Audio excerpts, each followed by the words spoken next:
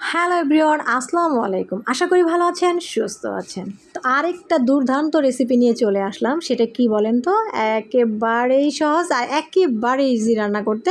সেটা হচ্ছে ভুনা খিচুড়ি, বিফ ভুনা খিচুড়ি। তো গতকালকে আমার মেহমান আসছিল, সেই ভিডিওটা আমি দিয়েছিলাম। তো ওই তখনই আমি বিফ যে রান্নাটা মানে গরুর মাংসটা আমি বেশি করে রান্না করে রেখেছিলাম আজকে এই ভুনা খিচুড়ি রান্নাবো বলে।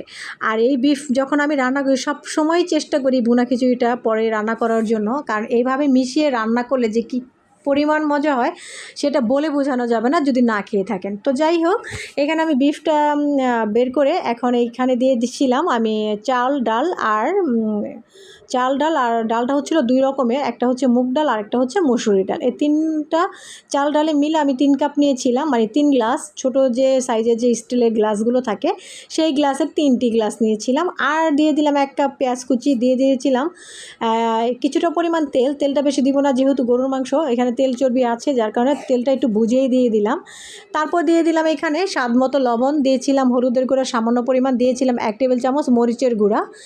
তো এইগুলো দিয়ে এখন সুন্দরভাবে হাতের সাহায্যে মাখিয়ে নিচ্ছি। তো মাখানোটা প্রায় হয়ে গেছে।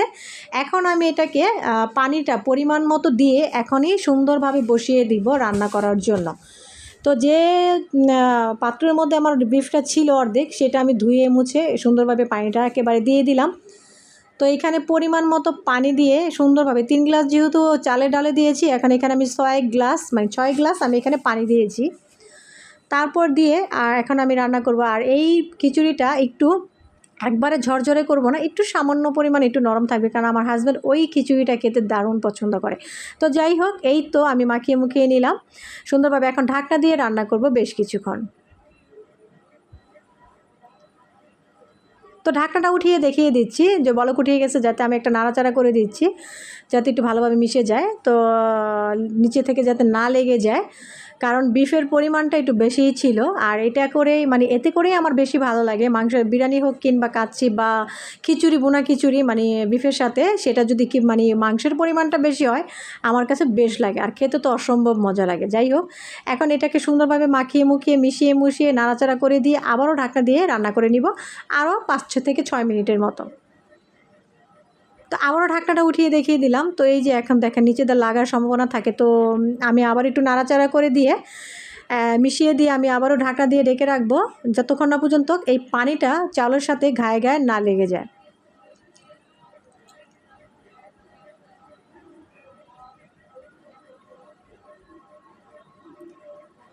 গরুর মাংস যেভাবেই রান্না করেন না কেন, তারপর যদি এইভাবে বিফ খিচুড়ি রান্না করেন অসম্ভব, প্রত্যেকটা মানুষ বাসার প্রশংসা করতে বাধ্য হবে এই রান্নাটা খেলে।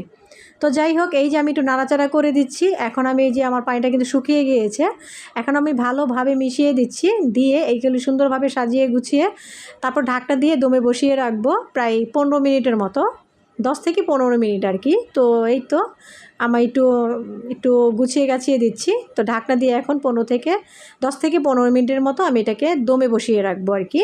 তাহলেই কিন্তু আমার বিফ ভুনা খিচুড়িটা একদম রেডি। আর এর আগেও কিন্তু আমি কয়েকটা ভিডিওর মধ্যে এই বিফ ভুনা খিচুড়ির রেসিপিটা দিয়েছি, খেতে কিন্তু অসম্ভব মজা, যদি না খেয়ে থাকেন তাহলে মিস করবেন। তো আমি কিন্তু গরম গরম এই যে আমার রান্নাটা হয়ে গিয়েছে, এখন আমার চুলাটা নিভিয়ে দিলাম। এখন আমি রান্নাটা বেড়ে এখন সাথে সাথে গরম গরম খেয়ে নিব। তো আমার ছেলের আমি কিন্তু অলমোস্ট খেয়ে নিচ্ছি, এতটা টেস্টি হয়েছে কি বলবো। তো এই যে এই তো ছিল আজকের ভিডিওটা। তো কেমন হয়েছে অবশ্যই বলবেন, আর ভালো লাগলে অবশ্যই একটা লাইক দিবেন, আর যদি এই রেসিপিটা করে খান তাহলে অবশ্যই কমেন্ট করে জানাবেন। আল্লাহ হাফেজ।